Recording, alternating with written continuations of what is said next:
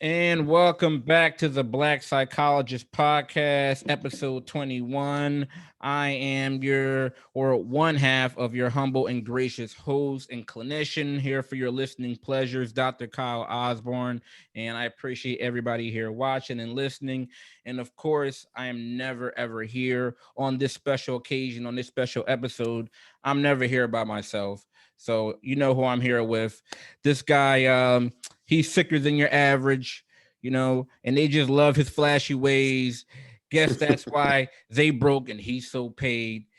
And if you don't know, now you know. I'm talking about Dr. Jason. How are you, sir? I'm good, my man. How you doing, man? I'm good, brother. I'm good. Everything doing well with you? Everything is good. I can't complain. It was a hot one out here. So just trying to stay cool today. But we definitely got a special guest joining us today. So I'm gonna let you go ahead and introduce her. Absolutely. Even though she need no introduction. Absolutely, she doesn't, but she's gonna get one anyway. Okay. Now this individual, this magnificent woman, okay, but she sped off in the Benzie. She sees the envy when she's causing a frenzy. The queen of positivity herself, Dr. Ashley Poole. How are you, ma'am? I'm doing good. Thank you guys for having me again on another episode. I'm really excited. It's, been a great week so far. We were off yesterday. And so, today was like my Monday and a couple more days to go. So, yeah. Yeah, give it up for the short week. Absolutely. Yeah. Oh, absolutely. You made me seem like I'm the number one stunner, boy. Like, I don't need no introduction in this. Listen, I'm just making observation. You are who you are. This is great. We know we know Dr. Poole, she drives them big boy toys, That's why I said it was appropriate that I had to put the Benzie in the intro. Yeah, man. We trying to catch up. So I stepped my game up.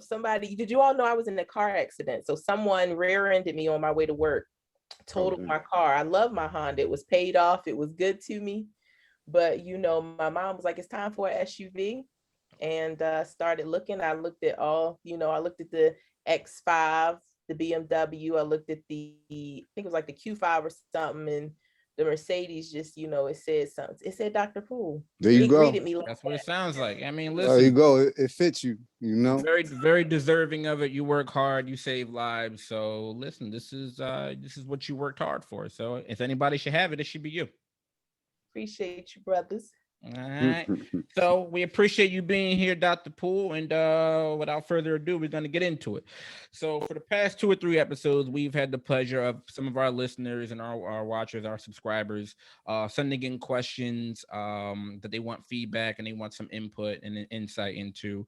So continuing in that lane, we have actually someone that reached out to us via our Facebook group that we're a part of. So this is the Clinicians of Color in Private Practice Facebook group.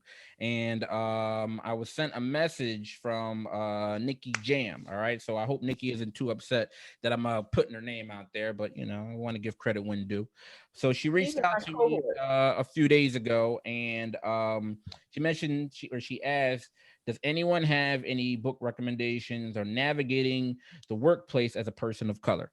I have a client requesting this or podcast, and they've been struggling with microaggressions from white management / coworkers. And so Nikki hit me up and was like, Kyle, you cover this yet? And I'm like, no, but we will. So and here it is. So I appreciate Nikki forwarding that question that was posted up there on in that Facebook group.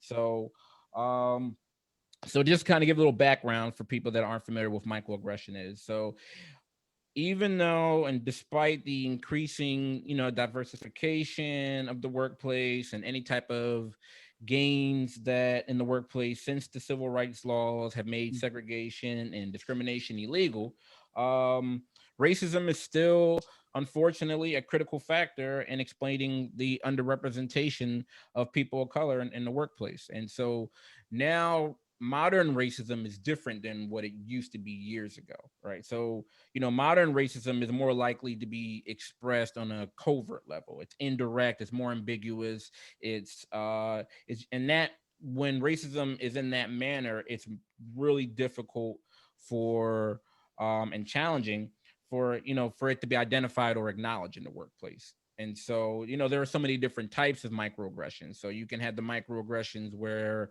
you're referring to like the environment. So the workplace could be suffering from a lack of representation from a people of color, or, people of color are treated or tracked or positioned in certain job titles or positions, right? So that could be an example of environmental work or microaggression. Or you can have the situation where people are receiving messages or expectations about their overall incompetence or their intelligence from coworkers or from management.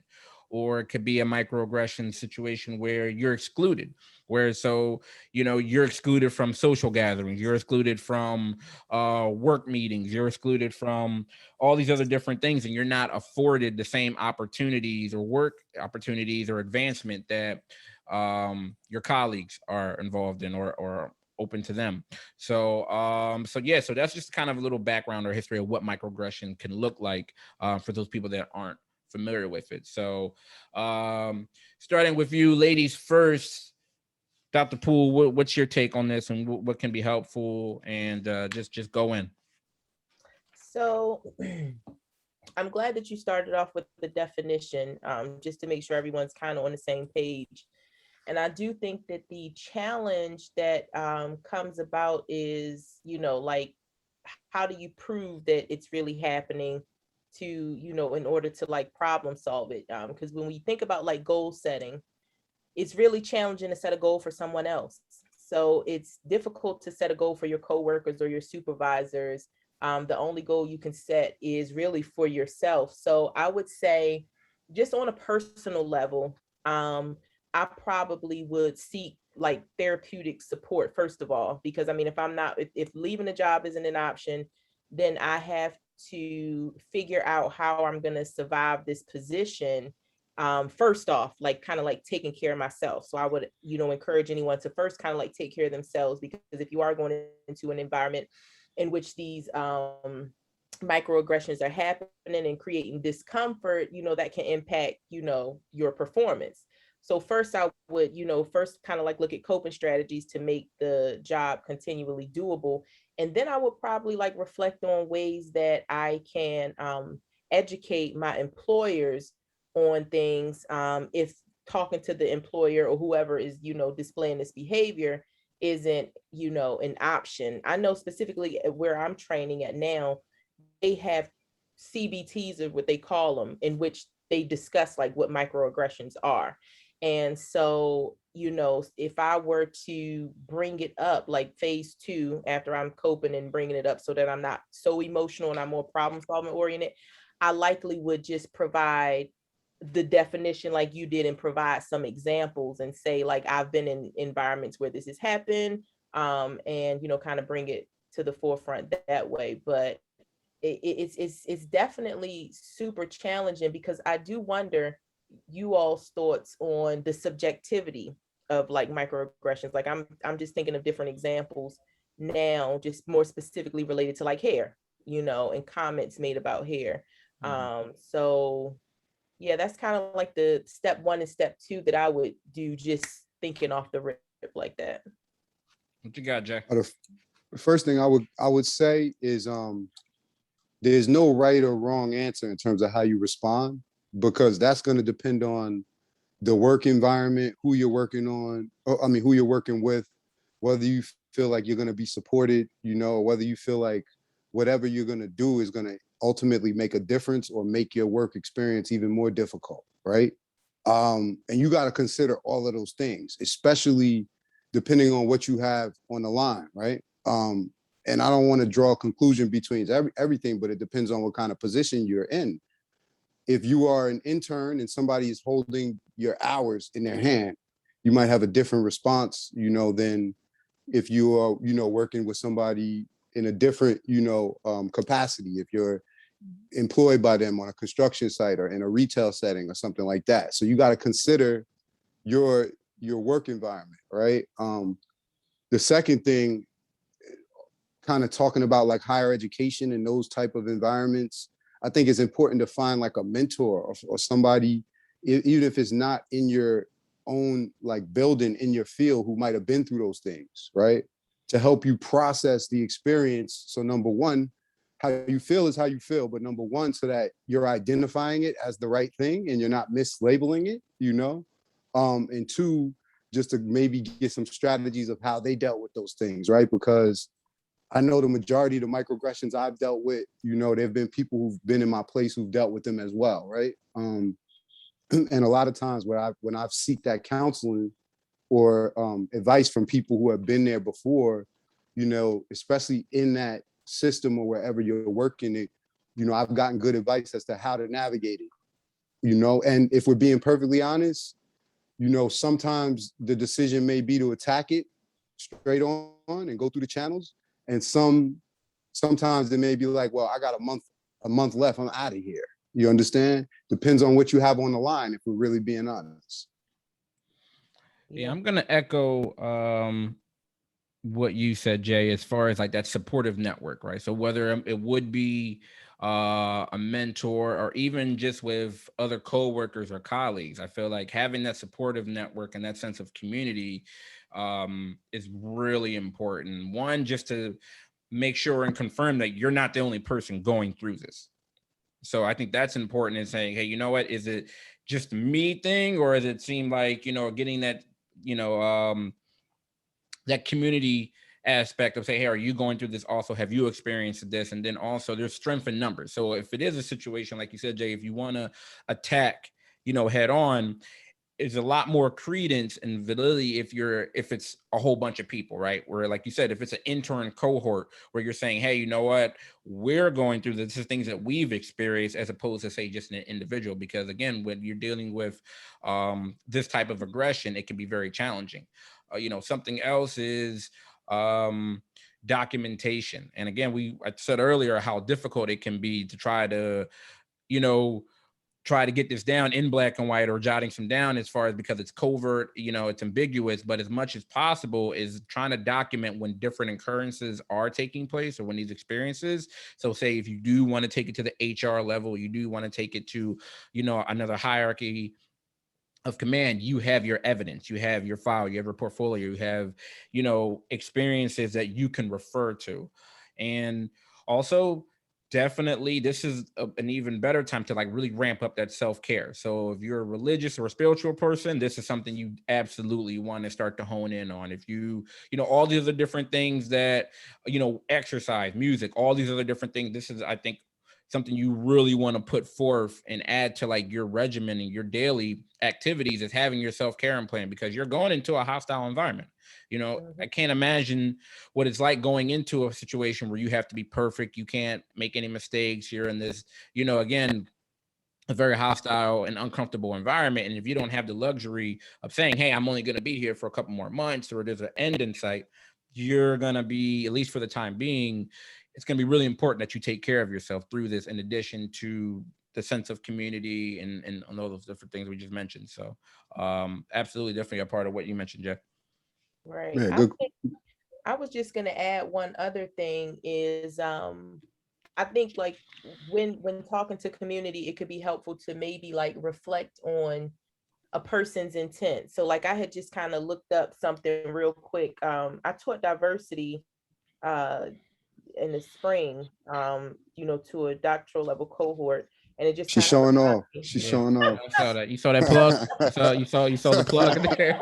No, I'm just listen. You slipped I'm that just- one in there. Yeah, I saw. you know, I heard it. I'm just playing. I was like, you know, but you know, that's what, you know, as psychologists, that's what, you know, separates. You gotta, you know, like Kyle started with the definition. You know, y'all set the pace for me. Y'all, you know, y'all my mentors. And Nah, so you know I'm playing. We proud of you. I'm just playing. Right, wear it. I looked at where it mentions like the example of like, so it talked about like themes like recognizing microaggressions and the messages they send. So one theme was, you know, color blindness, and it just spoke to like statements that indicate that, you know, this specifically says that a white person does not want to or need to acknowledge race. And so the microaggression example would be, you know, when I look at you, I don't see color. And so I think that it's, looking at intent, like when a person shared that with you, what was their, intent? Because some people really are attempting to, like problem solve or build rapport, but that's just a poor approach to it. You know what I'm saying? Like, I mean, I've seen even where like I had to kind of intervene where there was an individual I was working with, and another member of the team had said a statement like, and such and such, and I'm not even as big as you. And the person was attempting to connect to say like, we're in this together, we both like, I have to have some health stuff, going on too. And so I can imagine, because I'm not even as big as you now, the person that it was said to was very offended. But like after we kind of processed it, we kind of looked at, and she was able to recognize that the other team member didn't intend to be offensive. But sometimes, when we think and we speak and we don't reflect on how it comes across, it can be harmful. So in that case, like if someone said that, I may feel more inclined to like approaching them because and just stating more I statements, you know what I'm saying? Like, so stating like, I felt sad when you said that because I view that as, it could be a microaggression because it's viewed that way. So, I mean, because I'm thinking if I said something wrong, I would, we all talked about like the HR route and getting support, but I think it's, clinicians, we're not going to get everything right, just like aside from microaggressions, but just in general with our communication that, I don't want to completely take off like, that opportunity or kind of us combing through a little bit more what it would look like to tell the person that said the statement, like, how would, have y'all ever dealt with that, like addressing somebody head on something they said offensive? I mean, I think it's a good point, and I'm gonna just say this. I'll let Kyle say what he got to say. I think what you said is a good point, right? Like considering its intent, what it does for me is it allows me to assess whether it's an opportunity to educate or whether I should be comfortable in my offense, right? That's what assessing intent does in that situation, and quite honestly, in all situations, in all of your relationships and all of your interactions. If you take, that's what we try to teach people in therapy, right? It's an element of emotional regulation, right? Mm-hmm. Think before you do, right? So you want to consider the intent of the other person. And if you know that this person didn't intend to hurt you, most likely it's going to be easier for you, right, to manage your anger, right? But if you don't consider it, then you're going to go straight to the offense. So that's what I take from what you're saying. I think is gold, right? It's considering intent will allow you, whether it's an opportunity to educate, like this is how this makes me feel and other people, or offense, like, this is what you did, you crossed the line, and word. Yeah. Jay, you pretty much said everything that I was gonna address. I absolutely, the intent is a key ingredient, and depending on how that message is, being relayed to you, like I said, whether it's malice or it's like genuine like ignorance where the person is saying something that they're not aware is offensive, is also going to determine, all right, well, this opportunity, I can educate this person. Or if it's malice and that person was, again, trying to be offensive, then, that person is most likely not going to be receptive to this education or this opportunity for you to inform or enlighten them. So, yeah, absolutely. I think the intent is an important factor to taking place. And, really quickly, there have been some moments where, I've had to educate somebody, a couple people, because I'm just like, that's, and it wasn't made, the remark wasn't made at me, but it was about someone else of another person of color, and I kind of had to educate that individual, like, this is offensive for X amount of reasons. So that person was receptive to it, unfortunately. So, but I think the intent, like you mentioned, Ashley, is the important factor. All right. So hopefully that was helpful to the listener, to Nikki, to anyone else that has experienced any microaggressions, because a lot of us have, and it's different, like Jason said, depending on the field and the environment that you work in. So good info, everyone. All right. So late last week, Bill Cosby was released from prison, and while I don't like seeing any black man in prison, and whether you want to term it a technicality, an overturn, or whatever term you want to utilize, you know, Bill Cosby's release was not a win for Black America. That's my opinion. You know, because for me, I think more of when he was released, I'm looking and thinking more about what about the accusers, right? What about the people that were the victims? And I feel like this leaves the accusers or the victims re-traumatized, and that's really concerning for me.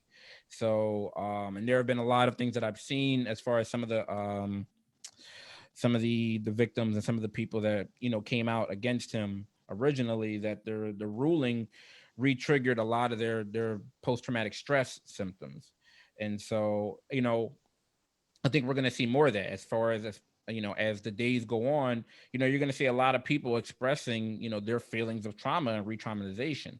And I think when situations like this occur, you know, it's gonna also exacerbate that feeling of hopelessness and helplessness, especially when we're talking about the criminal or the judicial system, or what have you.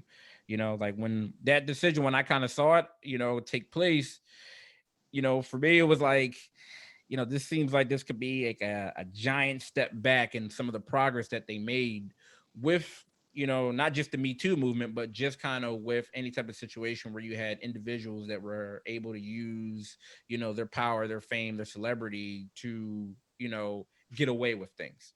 And so, you know, I think it's just gonna exacerbate or worsen, you know, and make it more difficult for survivors to come forward, you know, and make accusations, because it's already difficult for when a victim does come forward and they go to make accusations or they go to, you know, make these reports. It's already difficult going through that whole system of having to share your story and go through the criminal process and all these other different things. And I feel like, you know, when you have a situation like this that takes place, that's gonna, you know, have this effect on people that have been assaulted or future victims, and they're just gonna be like, well, how do I trust, you know, the justice system if this is what's going to take place?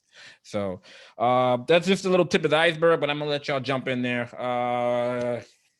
Ashley, go ahead, get it, you know, go for it. Sure. So I'm going to start by saying that I think that all the points that you made are completely valid. I'll start there. Just that, I mean, the justice system in itself, let me start with the justice system. I believe that the justice system is not fair, obviously, in a lot of ways. I think that if you have money and resources, race, certain gender, like there's certain factors that make the punishments more lenient on others. So I will say that I haven't followed the Cosby case, you know, from start to finish. So I am not aware of, you know, what everyone says. I just kind of have like an overview of what he was accused of. I've read in some places where, you know, what he's in some ways admitted to. And so, you know, the justice system, though I will say, is very kind of like quote unquote black and white in how it terms certain behaviors. And to my understanding, you know, some of the behaviors he did admit to, and some of them he didn't. It's, I'm not going to say, like you said, I love when a black man is, you know, treated like other men that have been in this position. And so we've seen times where, you know, race has just been a huge factor. And so I'm trying to be as politically correct as possible on this statement, you know, on this topic, because if I want somebody, if someone repeats what I said, I want to be able to stand by it. Right. And so what I will say is that it is unfortunate for individuals that have been assaulted, because it kind of like highlights this idea that, you know, women are lying, and that, you know, like if you come forward, there's going to be more shame for you coming forward than it will be consequence for the person that's the offender. However, I also do want to say that if there was some information that was brought about that the justice system believed that, you know, based on whatever facts, whether it was past experiences, some new information they found, that Bill Cosby deserved to be released, then I'm definitely happy to see that in terms of like personally how I feel about the contribution that Bill Cosby has made.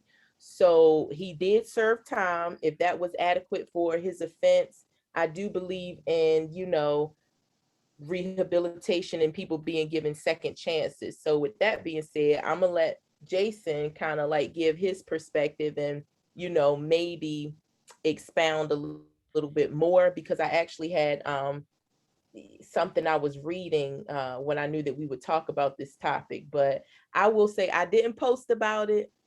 Either way, I didn't celebrate, but I also didn't you know, like I wasn't upset or like sad once I heard he was released. So this is what I'm gonna say. I think in general, people in general have a hard time in real time separating the artist from the art, right? I think people have a hard time separating the person Bill Cosby from Heathcliff Huxtable in the Cosby Show. Those are two different things, right? I do agree that the criminal justice system is not fair. It favors rich white men, right? But this is, to me, and in this case, it favored Bill Cosby, right? Because Bill Cosby was able to form a plea deal, essentially, or an agreement in the first trial that freed him in the second trial, right? But it does not excuse his behavior. So he's a man of privilege and money, but it does not excuse his behavior. And what I mean by that is I'm saddened, and I don't understand the amount of support that he's getting from people of color. I think it's very confusing, and it sends a very bad message. And the reason why, hold on, let me finish my his behaviors. I'll answer any questions, but let me just flesh out my point. Because when people say that he was released from prison because of, Bill Cosby was released from prison on a technicality, right? The judge said it was a technicality because he made this agreement that he wouldn't be prosecuted, then he had to be released from prison. So we were a bunch of lawyers and prosecutors sitting around talking about why he was released. He was released for the correct technical reason, right? Bill Cosby admitted to drugging women on tape, right? He admitted to being a rapist on tape. That's moral. It's not a technicality. I can never support that in any sense of the way, right? And what I would challenge everybody who is supporting him, or for lack of better terms, spiking the football, if we were to change the circumstances, all the people that want to say, oh, the women shouldn't have went to their house, what was their intent? Bill Cosby, you know, he got off. He beat a rape, just like OJ beat a murder. Doesn't mean that he didn't do it. The second thing I would challenge people to do is take all of the circumstances and apply them to any female in your family and see if your feelings don't change. Apply it to any female in your family, the circumstances of the case, and see if people's feelings change. So I don't understand at all why I go on Facebook and I see people celebrating his release. He was released on a technicality. So OJ, most likely, this is my humble opinion, right? Mark Furman planted the evidence. So did he deserve to be released because Mark Furman planted the evidence? Yes, Mark Furman interfered in the process. Does that mean he ain't killed that woman? No, not to me, not to most logical people. And that is the difference here. Bill Cosby is on tape talking about he was spiking drinks and then taking advantage of women. So if that is okay, then I'm gonna need people to stand up and say, that's okay. Same way when Rick Ross said it, right? Molly all in their champagne. Everybody, if you good with that, then you good with what Bill Cosby was doing. Now, that's the difference. If you want to say he beat on a technicality, fine. But I can't justify or stand by anything he's saying. Now, with that, I'll answer any question you got for me, Dr. Poole.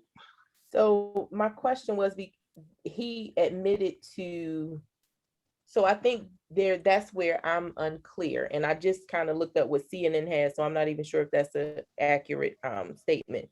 So you're saying that because what this says is that Bill Cosby admitted to getting Quaaludes and giving them to women. You're saying that he admitted to secretly giving them to women. Yeah, he was saying he was Yeah, putting them in his drinks. He's putting them in the drinks. Bill Cosby was taped in a deposition. Yeah, it's equivalent of roofing women.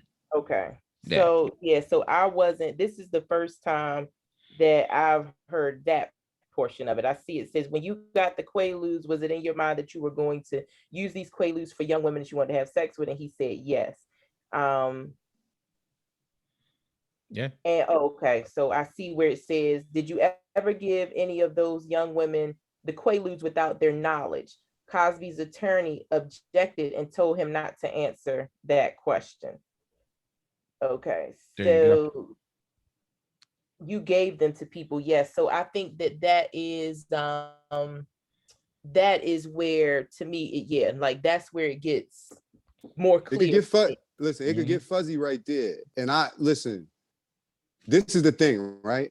And I'm just going to say this as a person that works with sexual assault victims, right? The clarity that most people are seeking here, right? Somebody got robbed, who did it? The person in the green shirt. Now I find the person in the green shirt and the gun and the prints on the gun. It just does not work that way when we talk about sexual assault. It doesn't fit together as neatly as people would like it to fit. There's usually no physical evidence. Now, that doesn't mean we believe every person that makes a wild accusation. And that doesn't mean, that we shame every victim, But I think that we got to look a little deeper when we have 60 people that don't know each other and are describing the same crime. And then you have a bunch of people, right, who, and I'm not talking about you, haven't even dug into the case. And they're saying, oh, it's structural racism. Another Black man beat the system. It makes us look very emotional, and it makes the real issues that we have look like they have no teeth, because you have people lining up to support individuals who, I don't want to say, again, I'm not in the courtroom, but I mean, what are we talking about here? You know what I mean? If anybody's daughter or son or grandmother or mother was in the same situation, people might be singing a different tune. So again, you know what I mean? But I think I think the other variables that people are considering would be the motivation for, certain, coming forward. You know what I'm saying? I'm glad we're having this conversation. Let's talk about it. Are reflecting on, okay, so let me ask you, Jason, if you poured so I'm not even going to use that because I don't want to compare the two. So let's just stick with the statements. If you did something to me and we had an agreement on how it was going to be handled, mm-hmm. Do you think that and you do what you need to do on your end, do you still think it's fair for me to hold you accountable later after we've made this agreement? Now, specifically in what we're talking about, is what you said specifically, no. But I just want to be clear. What I see a lot of people doing, and I'm not saying you're doing this, but what I see a lot of people doing when they say intent is that what they're implying, right, is that, what they're implying and what they're saying without saying it is like, these women put themselves in that position. They went to his house and they knew what was going to happen at his house, right? That's what that's what some people imply when they talk about the intent of the women, because they're implying that these women intended to lead him on and to further their career, right? But I got a surprise for everybody. That's not illegal, right? Women go to clubs, and some women go to clubs every week, right? They dress real nice. They get people to buy them drinks. They give them the wrong number and they go home, right? That's perfectly legal. That same woman could choose to go out with you, use your money to pay for dinner, then go home with you, watch a movie, give you a kiss, and then decide to go home. Now, if you put something in her drink or prevent her from leaving and force yourself on her, you cannot turn around and say, well, she came to my house and we were drinking, so she knew what was up. That's not acceptable. And my position is, when you start down the road to those 60 people went to his house, so they got what they deserved, essentially, that's what we're doing. And I see a bunch of people doing that. That's what I see people doing. Women or men are allowed to use people to advance their career and not be raped for it.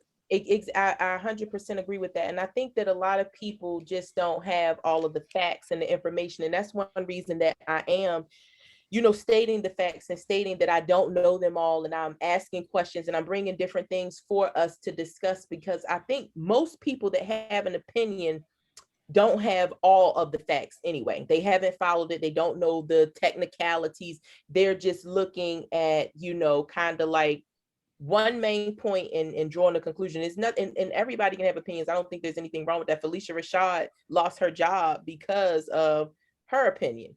They fired her? Yeah, that's what I heard. Howard terminated this. Did you hear that, Kyle?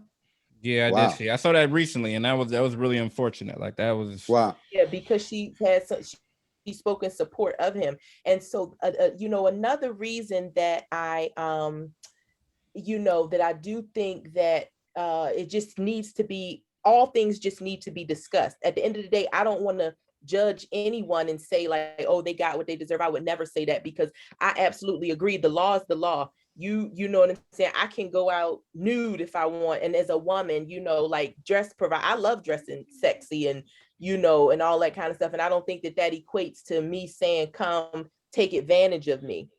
But what I'm thinking about is the other things that need to be discussed in regards to what else is true about this circumstance. I think that the analogy you gave about women doing certain things and it not being illegal and not meaning that they deserve for the man to implement a consequence. But I am saying in regards to if certain things were negotiated and agreements were made, fast forward how things, I think one thing I want to say is I agree with what you said in the sense that nobody has all the facts, right? Now I don't have all the facts either. It's my opinion based off the facts that I have, right? My issue is just with, I just see a lot of people talking about intent, right? But again, like you said, right? I can't totally disagree with the position you raised. I'm not even saying it's your position, because this is just a position you raised. Exactly. Because that might be his position, right? That might be Bill Cosby's position. That we all agree. That might be his position. I don't know. You understand what I'm saying? All I'm saying is because we're analyzing pieces of what we see, right? But I'm just saying what I've had a problem with in seeing is, especially when I talk to men, is men go to intent. Oh, well, they knew what they was getting into. Like, to me, again, and these same people, they got daughters, they got mothers, they got sisters, right? And if you apply that same situation to one of those people, they'd be ready to hurt something.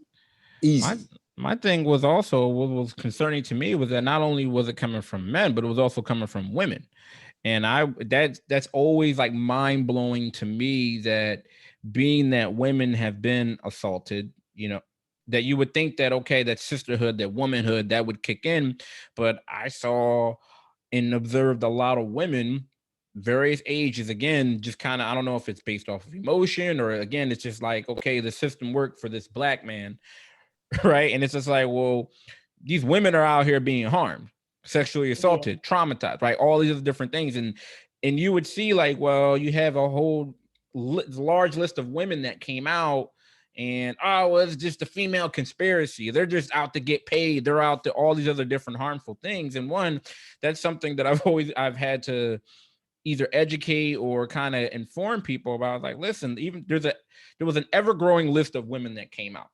Okay. So yeah, of course you think about, money grab, right? All these other different situations. But a lot of times when you have situations, especially with sexual assault or abuse, it's not a female conspiracy, right? Anytime when you have an allegation that comes out against a suspect or a perpetrator regarding like any type of sexual assault, and then it becomes public because, okay, it might be a well-known figure, right? It just means that, and then we start to see other people start to come out and share their story that they've experienced with the same person. That just means that the other women feel safe now, right? They've been victimized and now they feel safe in those numbers to come forward. Because before, usually when you have maybe like one or two people, unfortunately, the lawyers, attorneys, the system has to take course, but they can also use character deficiencies on these persons, right? They can sit here and say, well, oh, this person does this. Look at the way she dressed. Look at all these different things, right? So you can usually kind of flash off one or two people. Well, when that number starts to grow, and again, now you have people that have been victimized that are feeling safety in this strength in numbers. And then is there all these stories that aren't public knowledge are starting to corroborate each other, where you have your experience was similar to mine, your experience, all the other different things are kind of starting to sound like a pattern. Well, then this is why, that strength in numbers, this is why you start to see like these large numbers come out in cases like this. It's not a money grab. It's not a female conspiracy. This is what's taking place when you have people that have been victimized. And then it's a situation where, in most cases, nothing happens, right? That's the big fear of people that come forward. Like I was looking at the numbers, it says only 25 out of 1,000 sexual abuse people end with their assailant or their perpetrator going to jail. 25 out of 1,000. So in other words, what that means is that most people that commit sexual assault are going to get away with it. In particularly if they have an academic institution or they have fame, they have celebrity, they have all these other different things, right? That are going to be willing to sweep things underneath the rug or suppress the allegations. So for me, it was mind blowing when I saw even women, coming at other women, right? Throwing their reputation, all these other different things. And I get like you said, Jay, it's people I've noticed have had difficulty separating the individual from the behavior. And I understand the law and the court system has to take place, right? He's entitled to have a representative defend him. And if his representative is able to say, hey, this is the deal that we cut, or they're able to do their due diligence and get whatever sexual assault knocked down to a lesser charge, okay, that's the court system, right? There's nothing more you can do about that. And as far as his reputation, but it doesn't mean, okay, you have, again, Cosby, who has done amazing work and pioneered. You wouldn't have a lot of black shows or a lot of black sitcoms on if it wasn't for the Cosby Show. It wasn't for The Different World. I watch it, have still continued to watch it. However, I can also sit here and say that your behavior, if you're sitting here saying that you have roofied or quaalude to take advantage of women, that is wrong. Like you said, that is morally wrong. And so, again, once someone comes out and they speak out against this, then yeah, the court system has to do whatever. But if I'm looking at it just from a behavior standpoint, no, this is morally wrong, bro. Simple as that. Yeah, I think with women too, though, that race is very relevant. So when we look at behaviors that are classified as, like sexual harassment, sexual abuse, whatever we, define term here, you will find that a lot of people from childhood haven't been taught what that is. So, I've always had big breasts since I had my bras that were adult women size in elementary school, middle school. And I there were certain times where statements would be made or certain gestures, and fast forward present day, gaining knowledge and awareness, I realized that I had been assaulted. Did I view it that way? But by definition, absolutely it was. I never forget, I was going to a one of my jobs one day, since I've been living in Philly. And I had on a red shirt, and the maintenance man, he was smoking a cigarette. He told me that, red was his favorite color. He said something that was, complimentary. And if he said also too, if he wasn't married, then, he would ask me for my number or something. So when I got to the office, I told my supervisor, and she told me that was sexual harassment, and asked me if I wanted to, report this man that had made this statement. And so I didn't report him. And I do think so. I'm not defending people. I'm just explaining, like we said, we study behavior, thoughts, feelings, behaviors. My thought was, this man was attempting to give me a compliment. It was inappropriate. So my feeling was neutral. It guided my behavior. No, I don't want to turn him in. And so I think in these situations where, minorities have seen people of color be taken advantage of, it's easy for people to believe that this is a conspiracy theory. There's a lot of people that are saying, like, when he got ready to purchase NBC, that this is when all of this came out. But at the end of the day, I agree 150% with you all that no woman deserves to be taken advantage of. And, I stand by, every person that came forward and was brave enough to do that.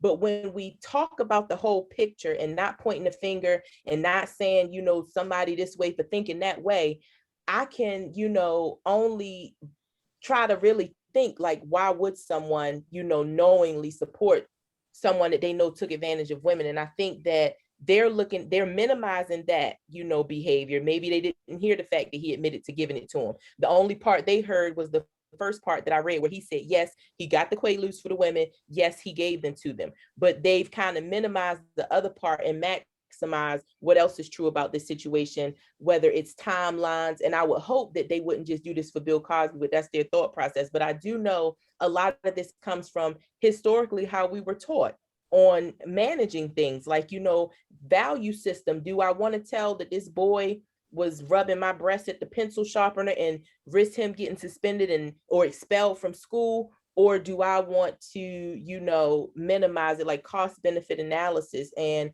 as unhealthy and as unfortunate and as disgusting as it may be, we do have to kind of talk about some of the reasons behind people, and not in support of them, but just in explanation and understanding how people could arrive at this. But like I said, I didn't post it, I didn't celebrate, I didn't do anything. And I was really looking forward to gaining perspective. And I've actually learned some things tonight.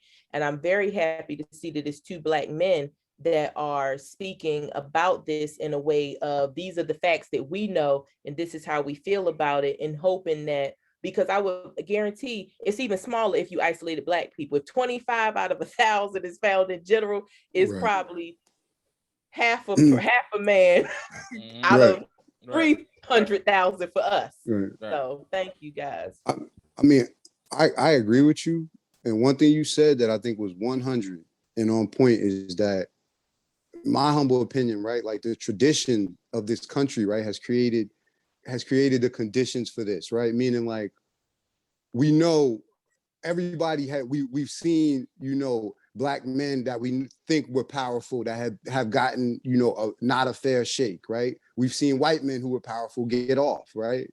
We all have seen people in our family that we've seen go through the criminal justice system and not get that first break, right? Not get slapped on the wrist and go to prison and get felonies and all of those things for other things people are slapped on the wrist for. So I think the tradition of that in this country, right, of giving Black males disproportionate sentences, right, sending our fathers away, our brothers away, breaking up our families, that has created the conditions, right, for us to, when one person beats the system, no matter how horrible it is, morally, people will stick up for them, right?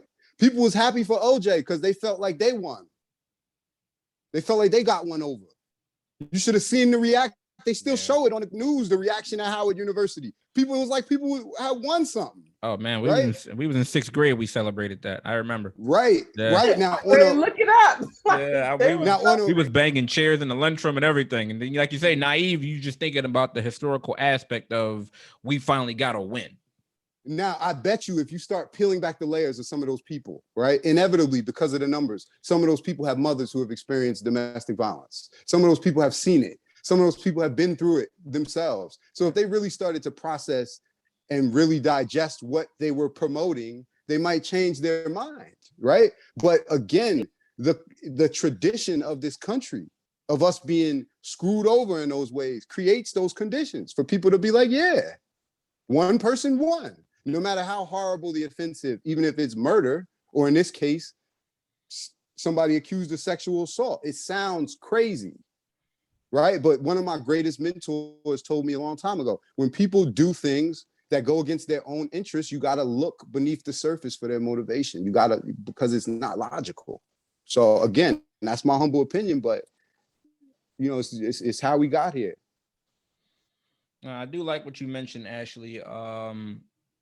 There's a reason why, right? There's a reason why, and what we as a people have been exposed to, what we've been taught absolutely a lack of education, a lack of, our own self-esteem of what we've, been subjected to has an impact. So, that's something, honestly, I can sit here and say that I really didn't consider, which I should have, but this is why you're here. This is why you're here to enlighten us, Ashley, because you know what, there is a reason why, people are feeling like that and people are happy. So when you're looking at it from that aspect, and it's just something that we've gotten used to, experiencing, and there's that lack of education and insight, then yeah, people are going to celebrate or kind of have that thought process a certain manner. So that makes a lot of sense. Yeah, I Good think point.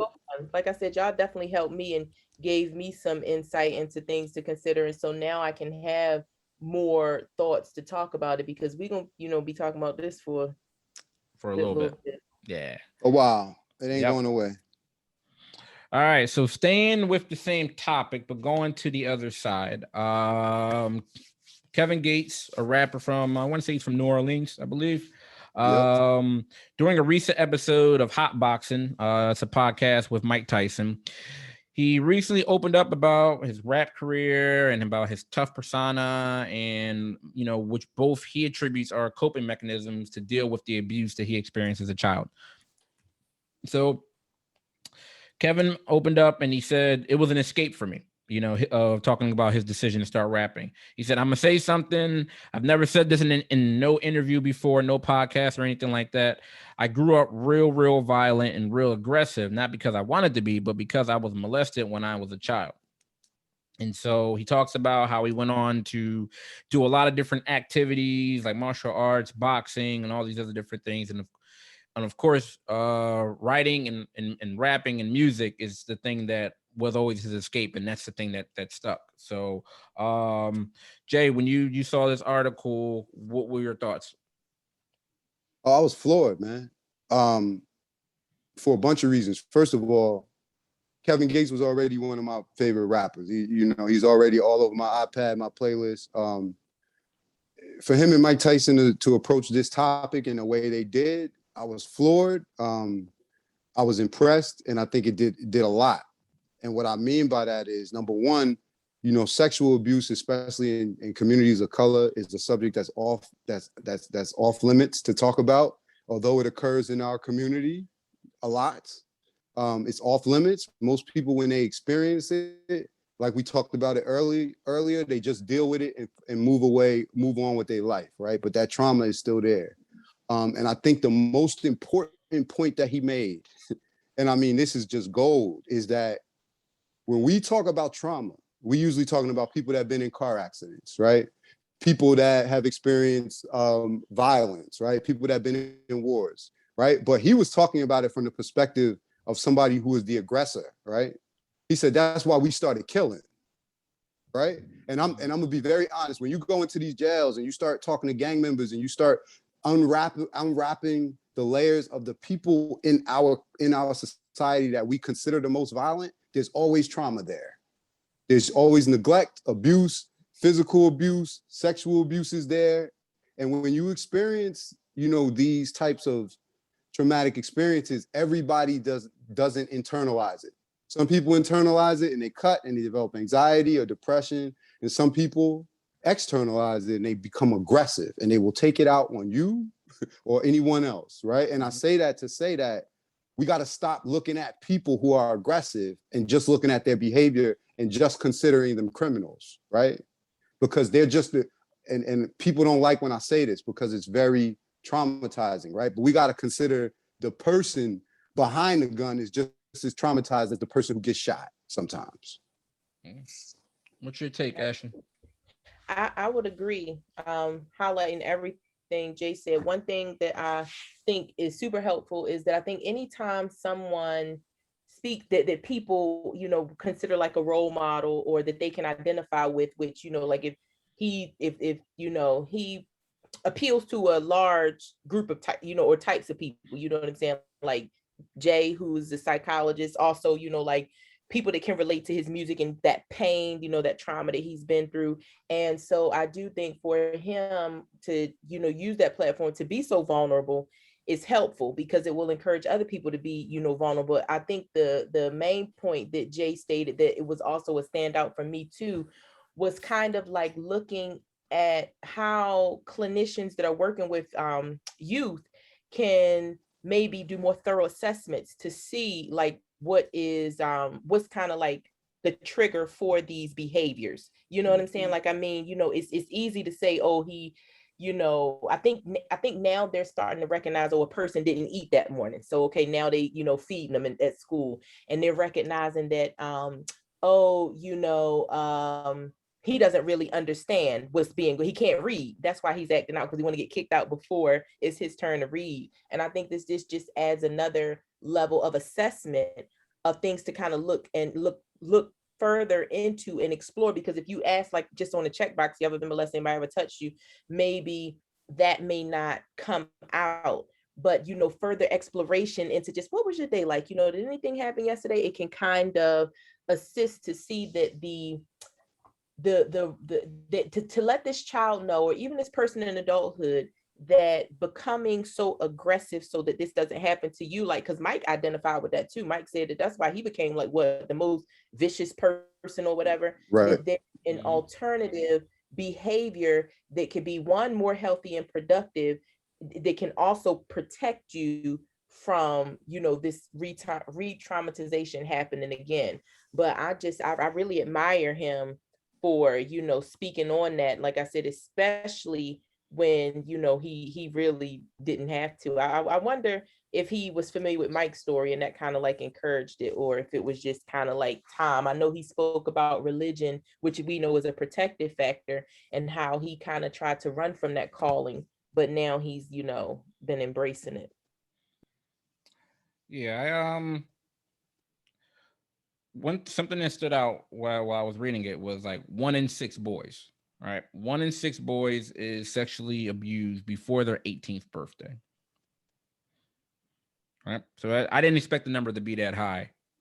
And unfortunately, when you're talking about male victims or young boys that are victims of sexual abuse or sexual assault, like, they're often forgot about, right? They're often neglected. They're often, they get these adverse reactions, they're shamed, they're, all these things that contribute to that stigma, right? And even, a lot of them who have experienced that abuse, just like Kevin, they're not going to reveal it.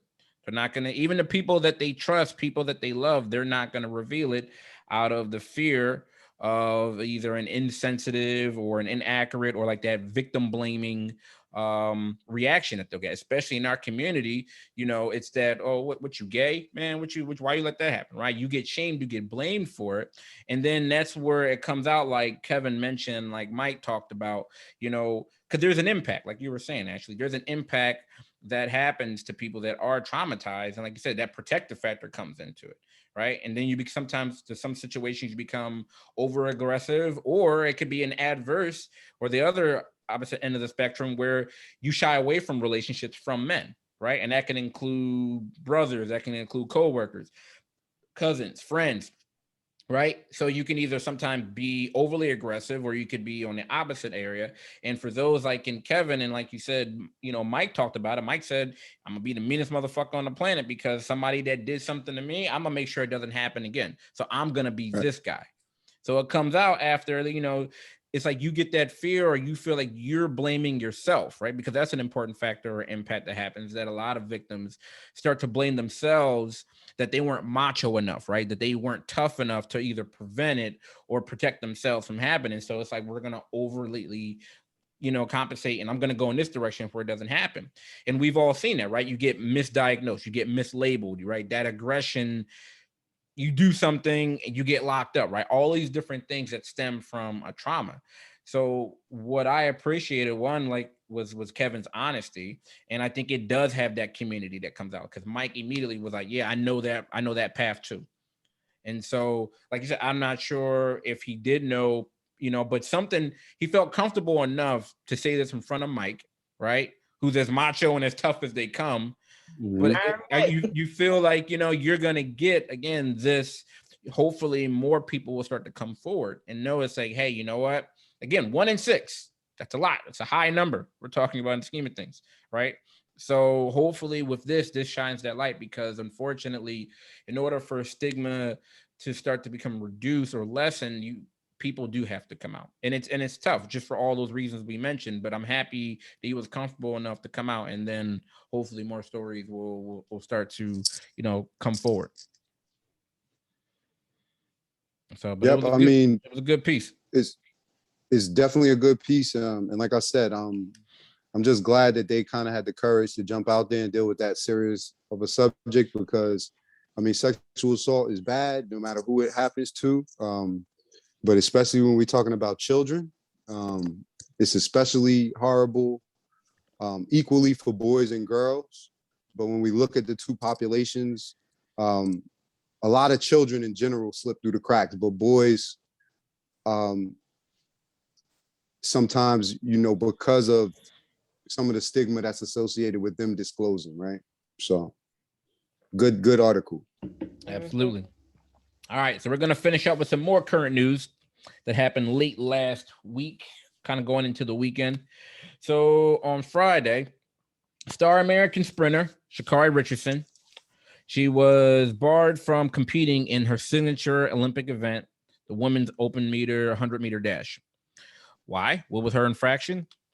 She tested positive for marijuana.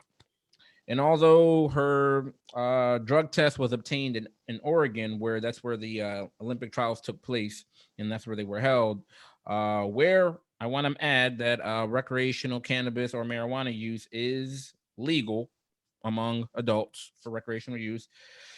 The World Anti-Doping Agency rules indicated that she be suspended for a competition for a month. Now, after this took place, she went on the Today Show and I think a couple other different news outlets, and she apologized. I don't honestly feel like she should have apologized. I mean, not to, I think, the general public, or maybe to people that she cares about and maybe her inner firm. I don't think she owes anyone an apology, but she did anyway. She also took responsibility for it. She said, hey, I know what I did.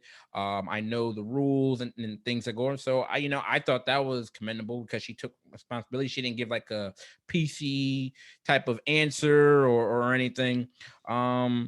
And then she mentioned that she ingested marijuana after, learning from a news reporter that her biological mother had passed away. So, that's something to really just kind of think about, right? When she received that information from her mother passing away, not from a family member, not from a friend, but from a news reporter who was asking her a line of questions and brought that to her. So I can only imagine what that experience was like. So she has been suspended for a competition of a month. It at least last from what I had read, it doesn't look like she's going to be able to do the open one, the 100-meter dash, which she just obliterated the competition when she ran. She might be able to do the 4x1, but at least right now she can't do her open one event. So take me through it, Ashley. What were your thoughts? So I think I agree with the way you approached it. I agree. She's 21 years old. I'm glad that she just, came out. I think she put on Twitter, I'm human. And I think that, it's an unfortunate situation because, definitely wanted to see her race. But I do tend to side with, so at the end of the day, she did something wrong. She's getting a consequence, boom. But to just like elaborate and give like more perspective on it, I do think that maybe the rules and regulations need to be updated because, I started researching further.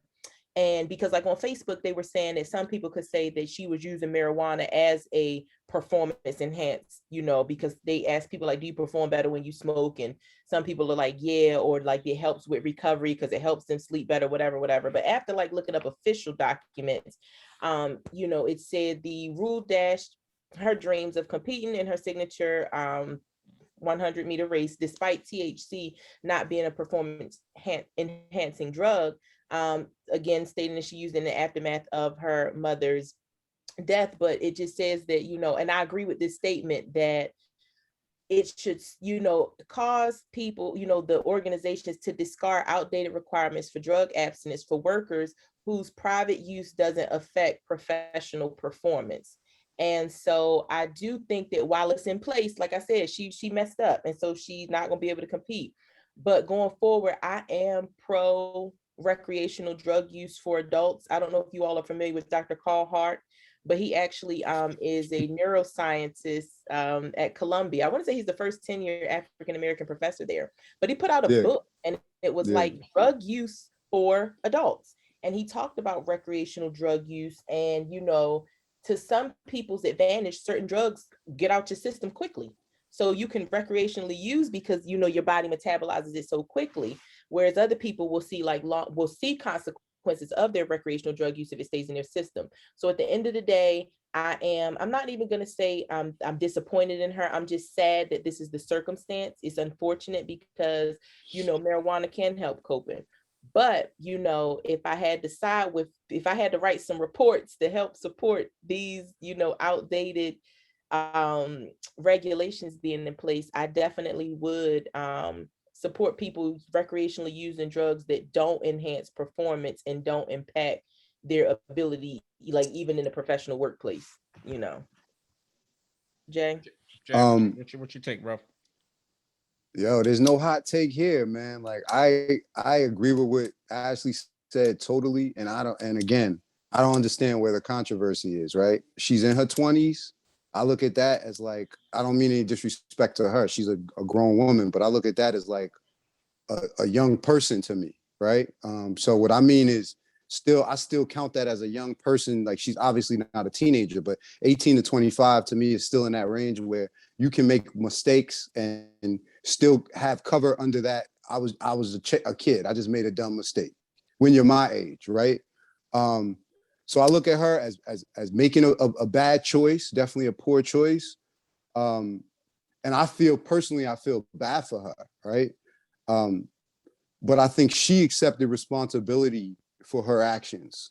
And I don't understand why a lot of other people are having problems accepting responsibility. She's 20 and she accepted responsibility.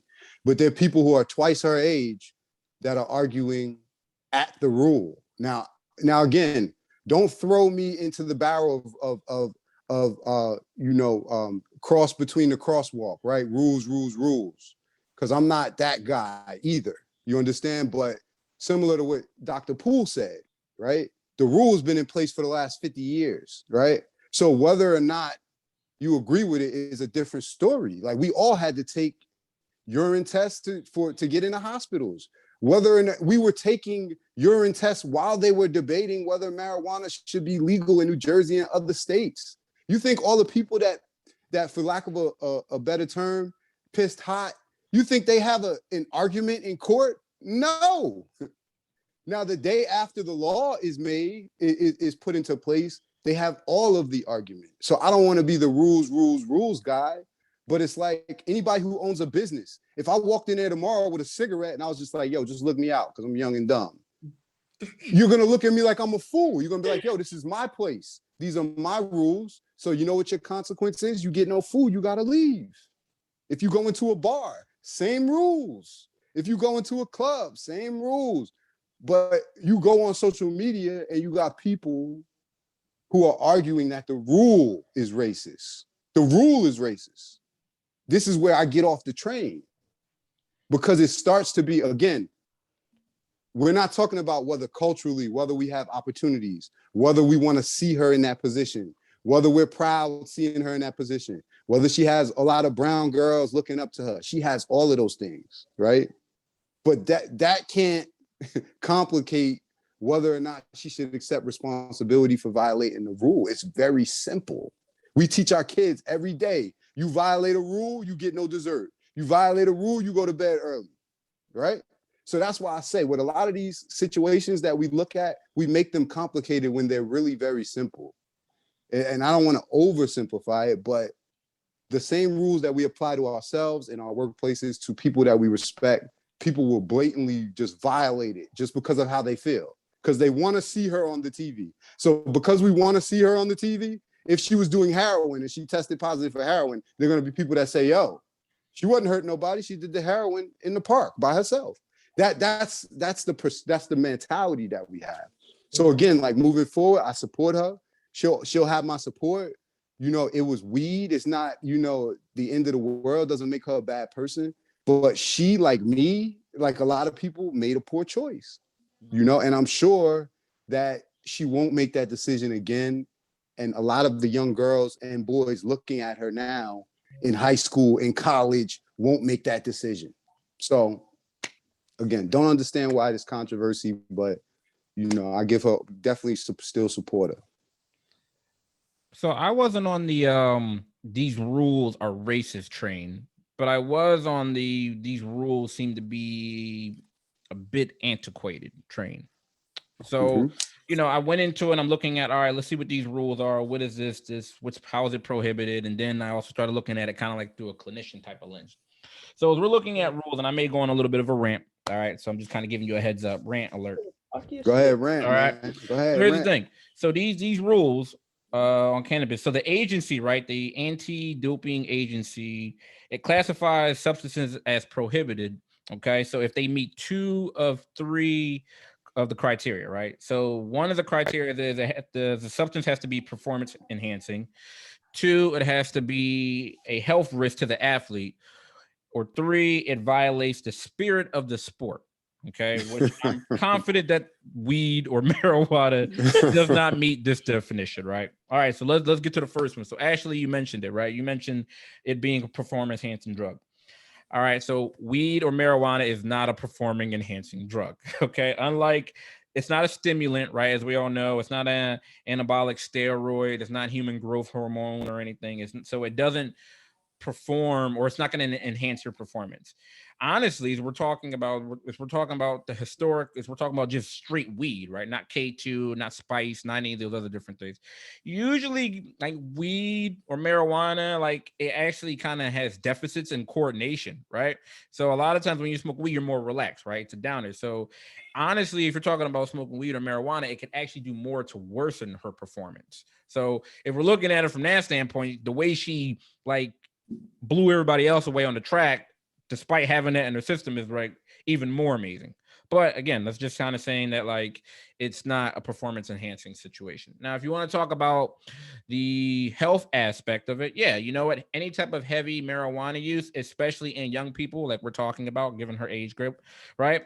Any type of heavy usage, you know, there's an associated risk, especially with mental health issues like psychosis and other different things. So I don't know her history. I don't know, you know, I can't diagnose her or anything, but, you know, I imagine maybe that's what they're referring to if they're saying, you know, she's in violation because the substance is a risk to her health, all right, to the athlete. So, all right, you can satisfy on that part, right? So there's one of the 3 criteria. Now, the spirit of the sport thing, right? That's the one that got me. So I'm trying to figure out, okay, how it's unlikely that she violated the spirit of the sport in which, you know, this substance usually, again, I don't know her usage. It doesn't really cause any harm because it's done recreationally, right? A lot of states have been able to pass the law that it can be used recreationally or infrequently, right? As long as it's in the safety of that adult's privacy, someone's in their home, right? It doesn't satisfy that. What I find out is that, or I kind of find it odd, is that there's a strong argument that you could say weed or cannabis is no more meets the agency that it could be harmful than another substance that's completely legal and people don't have an issue with. We all know what substance we're talking about, that people are free to consume? Alcohol, right? So you can drink as much, again, you can drink as much as you want before her track meet, right? And that's cool. Right, that's cool. She can go in, right? She can get lit. That's America's dream. That ain't right. She can get. They in fact they're advertising that during the commercials, right? You see the cores and all that other stuff, right? So she can come in lit, right? And she's cool. So that's why I kind of feel like these rules are antiquated. And again, that doesn't violate the spirit of the sport where you're allowing people to come in, they can drink as much as they want to, but then if they smoke weed in a state that's legal for recreational use. You see what I mean? Now I'm not sidestepping her. I'm not saying, oh, well, you know, she knew what she did, as she mentioned. She knew that she's a track, you know, her set of rules are different. She can't be like her family members or friends that aren't running because she has, you know, she knows that they test for this. So yeah, absolutely. She made a poor decision. What I'm saying is that these rules kind of appear that they need to be adjusted, right? So if we're looking at it, there needs to be some type of reform, right? If we're talking about, including athlete, like, and I'm not going to sit here and say again, I don't know her history. I'm not going to sit here and diagnose her with like cannabis use disorder or anything, but if this were to be the case, right, let's use this as an extreme situation and say that she did have cannabis use disorder. Even as clinicians, you guys know that we would deal or treat this completely differently anyway, right? So we talk about if someone's struggling with a substance use, a suspension amounts to a punishment, right? Which is commonly ineffective with anyone that you're trying to manage an addiction with, right? If you give them a punishment or a suspension, it's going to be counterintuitive to the treatment that you're providing, right? Usually someone that has an addiction, we approach them in a very engaging, right, or supportive manner. And then we allow that person, okay, we give them, as long as it's safe, we give them a psychoeducation, X, Y, and Z, blah, blah, blah, blah, blah. And then we still allow that person, if we're talking about cannabis use disorder, we still allow that person to compete, because that approach is more compassionate, right? It's more of a situation where it's more likely to support that person's mental health and accelerate their recovery, as opposed to if we take it away from them, then they're going to have an adverse reaction. I just feel like there needs to be some sort of a reform. And if we're looking, like, the whole national sentiment on marijuana is changing anyway, right? You got about 19 states that have legalized this drug. So at what point in time are the states that have legalized, and it seems like this is a wave that's going to be happening where eventually all 50 states are going to be legal at some point in time, right? So at what point in time does the the anti-doping agency, catch up to that, to the point where now it's not, counterintuitive, where you're saying, well, you can do this, it's legal in your state to do so privately, safely in your own home, but when you step on our stage, no, those aren't your rules.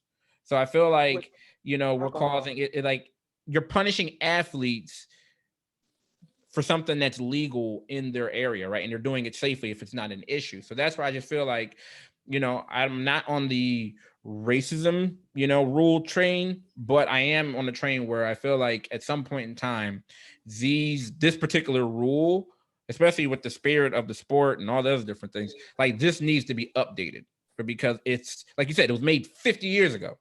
Just because it was good 50 years ago doesn't mean it's good right now. It needs to be adjusted, especially kind of given the modern advances that we've made in technology and medicine, and just the advancement we've made in a more of a modern culture. So that's my rant. Tip your waitress on the way out. That's all I got. Yeah, that's good. No, that was good. I mean, I agree. Everything you said. I mean, like to when does it get to the point to where it's like alcohol? Because after the Olympics, they can go drink celebratory and take a shot. Would that be on the cover of a magazine? Like, oh, look at so-and-so taking a shot of alcohol. They can drink during it, right? The stories that I've read about from like the Olympic Village, these folks, they're getting lit. They're getting plastered, right? Like during the games, like in between competing, like they're going out and they're in the village. They're having a great time. So this is the thing, right? I agree with you. It's antiquated, outdated, unnecessary. Should it be changed? Yes. Do I think it will be changed? I'm not confident, because listen, there's examples every day in the world, right? It's not equal. The standards aren't the same, right? Even in the states where they've legalized marijuana, there's still jobs where you can't smoke marijuana or you're going to be fired. If you work at a hospital, you still can't have cannabis in your bloodstream. If you work certain heavy machinery jobs, you still can't have cannabis in your bloodstream. Certain professions where you carry a weapon or you're in a certain position of authority, you can't, right? Now, those same people, do they regulate their alcohol use? No, right? And only reason why I say this, bring it up as an example, is we've been talking about it in NBA and the NFL for years, right? About what people do in everyday quote unquote life, and why can't the NFL and NBA players do it? Why I can't? Because they ain't regular people, and it's not fair.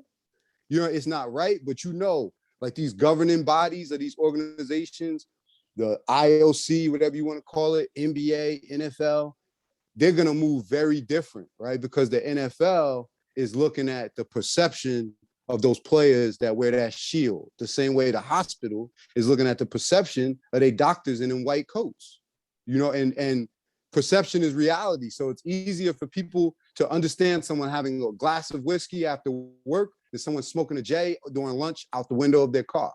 It's just people aren't there yet, right? So until perception catches up with reality, you're gonna have people moving at a very slow pace.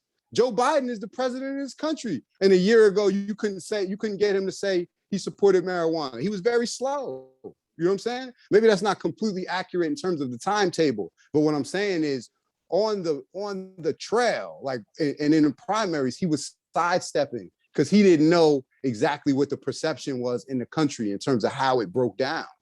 And that's what I mean. Like, your larger organizations, your more conservative organizations, they're going to be slow to move on it. And they will be until they're able to find some way to monetize it. All right. Well, listen, that's a fact, but it goes along with everything else I just said, right? If we're looking for equality, we're never going to find it.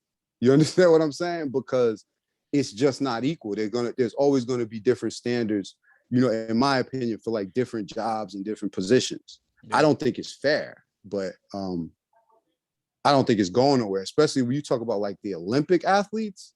I think they're going to be, who you think is going to be first to take like marijuana off like one of those lists? Like, do you think it'll be like baseball, basketball, those sports, or like the Olympics? I'm going to be leaning more towards basketball, probably basketball. That's what I lean, because I think with the Olympics, it would need with the Olympics, you're going to need the other nations to get involved. Exactly. And I feel like that's the issue where, the culture, all these other different considerations and factors are going to be included. You may have, certain countries that are like, nope, not going to do it. And then you have some that are like, all right, look, man, we do it anyway. But I think it's just too many differences of cultures and aspects and historical factors to consider. Or at least with the NFL or the NBA, probably more the NBA first, because they seem to be a little bit more liberal, a little bit more progressive. That I could see them. Okay, we're just we'll give it a shot. We'll give it a try, because athletes have more power in the NBA. That's what I was going to say. And then the NBA also, when you look at the power of like how the NBA views the power of the athlete, it seems to be more agreeable when they take a stand. Like the whole NBA, like they had the jerseys, the floor had Black Lives Matter. Like when they take a stance, I mean, you tend to see it, like it's not just one player, it's the team, it's the organization. Right. And whereas with football, you might see more of it's not universal, but it seems to be like very more universal with basketball. Mm-hmm. So So I mean, that's it's an interesting point, man. I just think I think the Olympics gonna be last, man, unless they make smoking weed an Olympic sport, Yeah, we'll see. It's something to monitor. Like I said, I hope because she's an incredibly gifted athlete. Again, just seeing her run, like she's it. Like she's totally it. So I hope it's a suspension for a month. Hopefully she's able to do the 4x1, and we'll see about the open one. But something to continue to monitor. But we didn't even talk about the racial microaggression she's been experiencing, but that's another topic for another day. Oh man, that's in it. Absolutely, that's a part of it. Totally. So, but again, right, and just to circle around, this is why, like, and I don't mind speaking out of both sides of my mouth, right? Because I'm a Black man. Like, I don't wear this as a uniform. This is what makes us defend our people so hard, right? Sometimes when we shouldn't be defending them, right? Because she smokes weed, makes a mistake, and then you have some grown woman who's probably 2 or 3 times her age, right, on Instagram talking about her hair and her nails, right, in a disparaging manner, right?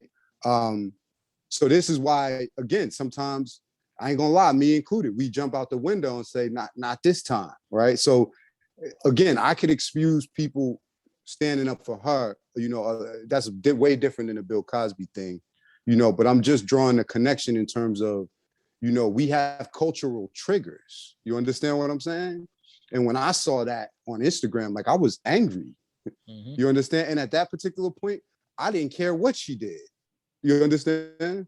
I didn't care what she did, and I think a lot of people, have that sentiment when it comes to quote unquote protecting, Black people in positions of power. But I just think, for lack of a better term, like we play ourselves when we use that emotional capital on the wrong people. Yeah, you're right. Absolutely. I mean, like you said, the instinct kicks in, but we I think overall, just as the people, have to kind of take that breath. Once we get over that initial reaction, that protective reaction, right? Of like, oh, they trying to do enough. It's like, okay, let's get some information. All right, let's see what took place. Because you can still support it. Like you said, like even though, again, she took responsibility for it. And when you violate a rule, there are consequences, right? Suspensions and things that follow, and you can still support her. So I'm hoping and praying that she's able to compete, because she's an amazing athlete, amazing woman. And I think she would be a great representation and a great, model, on the field of bringing home that gold. So, but we'll see. So anything before we get out of here, to my two favorite people, Ashley, anything you want to throw out there, you want to promote, you want to tell the people what you want to do? Well, I just want to tell them about the great work y'all are doing. Like I said, my sorors are looking forward to when this is going to be put out. Definitely addressing topics that are important for all cultures. So I just want to say thank you guys again. Really excited about next steps with, when I'm gonna be back on again. I'm always looking forward to that. The next time, we was gonna talk about this off the air, but next time we're gonna do it live. Oh, we'll do it live. That's your idea. So I know so I can, get my, I need to be looking like a bag of money. So that's going to be great, because that's what they were asking, could they watch it live? But no, I just want to say I appreciate everything. I think we're at maybe still 3% of Black psychologists making up, the demographic for all psychologists. So we need to be visible, we need to be present, we need to be doing our work in our respective fields. But whenever we can come and make something that, the masses can listen to, I'm always there, in here for it. So I just want to thank y'all for the platform and appreciate the healthy discussion on all these topics. One thing I do know that people want to get into and talk about all the time are relationships. So. Oh, listen, man, it just happened to be that we had these more pressing current events taking place, but I got a couple ones couple relationship oriented topics. I'm not going to say what, but I'm only going to say one thing. I'm going to say one word: OnlyFans. Okay, I'm going to leave it at that. Okay. So we're going to get into that. So Ashley, absolutely, like you said, we'll talk off air, because we got to have you back on. You're always welcome anytime your schedule permits. So, but Dr. Poole, like we love having you. We appreciate you making time in your schedule, because we know you got a lot of different ventures going on, and taking the time to hang out with us. We definitely appreciate it. I just wanted to say that too. Ashley, you already know what you mean to the platform. And we definitely appreciate you and your time, the expertise you bring. And I always, I don't always tell you this, and I shouldn't tell you now, but I always learn a little something talking to you, of course, all kidding aside, and we, of course, we're all on the same level here, but we're extremely proud of what you're doing too, as well. Mm-hmm. So, we're gonna start planning the next meeting. That's right, ASAP. So we appreciate everybody listening and watching. Continue to watch, subscribe, listen. Again, we're on all the platforms that you can find your podcast on. We're on YouTube, and that's all I got. We appreciate you guys being here and support. Continue to comment, continue to send questions and comments to the email, the Black Psychologist Podcast @gmail.com. We love interacting with people. We love hearing your feedback. We love the comments. So keep them coming, so we can answer those questions. We love the interactive aspect of all of this, guys. So appreciate everybody being here. Dr. Poole, Dr. Coleman. Later. See you next time. All right. All right.